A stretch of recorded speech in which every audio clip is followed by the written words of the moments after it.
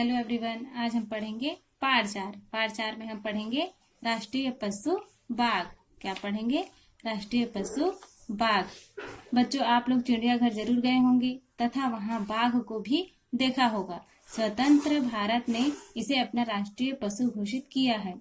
आइए इसके बारे में कुछ और जानकारी प्राप्त करते हैं। बाघ बिल्ली के परिवार का सबसे बड़ा जानवर है। इसके शरीर का ऊपरी भाग सामान्यतः पीले या हल्के नारंगी रंग का होता है, जिस पर गहरी भूरी धारियां होती है, लेकिन इसका पेट वाला भाग सफेद होता है। अपवाद स्वरूप कुछ बाघ सफेद तथा काले रंग के भी होते हैं। बाघ का वैज्ञानिक नाम पैंथेरा। क्या है उसका वैज्ञानिक नाम? पैंथेरा। साइंस में इसको इसी नाम से जाना जाता है, पैंथेरा ग्रिटिसा। क्या है? ट्रिगिसा है।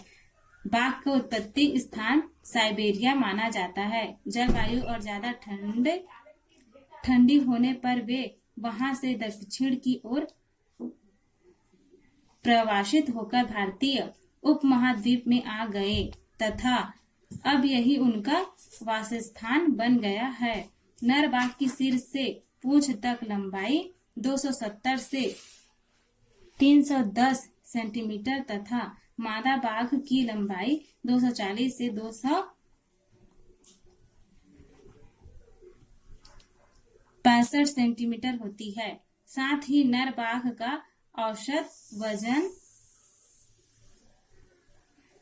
2201.2 किलोग्राम तथा मादा का 139.7 किलोग्राम होता है।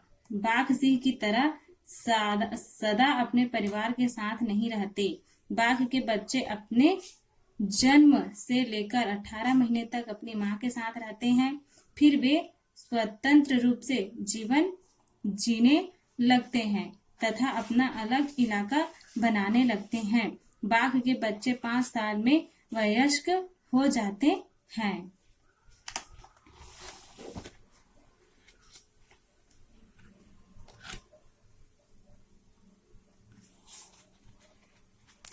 ये मांसाहारी जीव है तथा मुख्यतः चीतल, सांभर, हिरन, गौर, बारहसिंघा, नीलगाय, लंगूर, जंगली भैंसे आदि का शिकार करते हैं। ये कभी कभी अपने इलाके में घुस आए पालतू जानवरों का भी शिकार कर लेते हैं। ये खुद घायल होने, अत्यधिक कमजोर तथा बूढ़ा होने या शिकार की अत्यधिक कमी होने पर मनुष्य पर भी हमला कर देते हैं तथा आदमखोर बन जाते हैं। वर्तमान समय में इनकी संख्या काफी कम रह गई है तथा ये विनाश के कगार पर पहुंच गए हैं। इनकी ऐसी स्थिति का प्रमुख कारण खुद मनुष्य है। मनुष्य मनोरंजन, सजावट तथा पारंपरिक दवाओं के नाम पर इनका अवैध शिकार करता जा रहा है। बाघ की खाल सजावट के काम आती है। इसकी हड्डियों तथा शरीर के विभिन्न अंगों का इस्तेमाल पारंपरिक दवाओं के निर्माण में किया जाता है। साथ ही अत्यधिक जनसंख्या वृद्धि के कारण मनुष्य तथा बाघ की दूरी काफी कम हो गई है। अब मनुष्य बाघ के इलाके में ज्यादा घुसपैठ कर रहा है। इसके मवेशी बाघ के इलाके में घुस जाते हैं।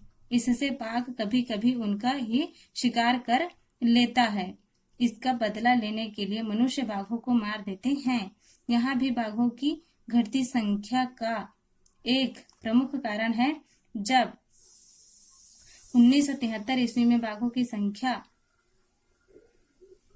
2000 से भी कम हो गई, तब भारत सरकार ने बाघ परियोजना की शुरुआत की। इसके अंतर्गत इनकी संख्या बढ़ाने के लिए कई कदम उठाए गए, लेकिन आज भी यह परियोजना अपने उद्देश्य में पूरी तरह सफल नहीं हुई है। अभी भी बाघों की संख्या काफी कम है। जिस पर ध्यान देने की काफी जरूरत है। आइए हम सब मिलकर बाघों के संरक्षण में योगदान देने की शपथ लें, तभी इस पशु को आने वाली पीढ़ी के बच्चे देख पाएंगे। तो इस पाठ में हमने क्या सीखा?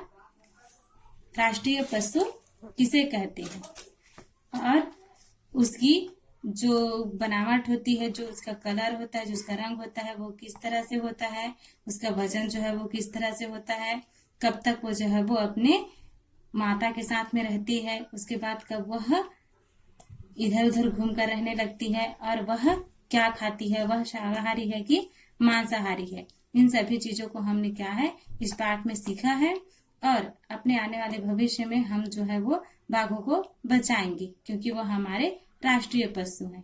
Thank you.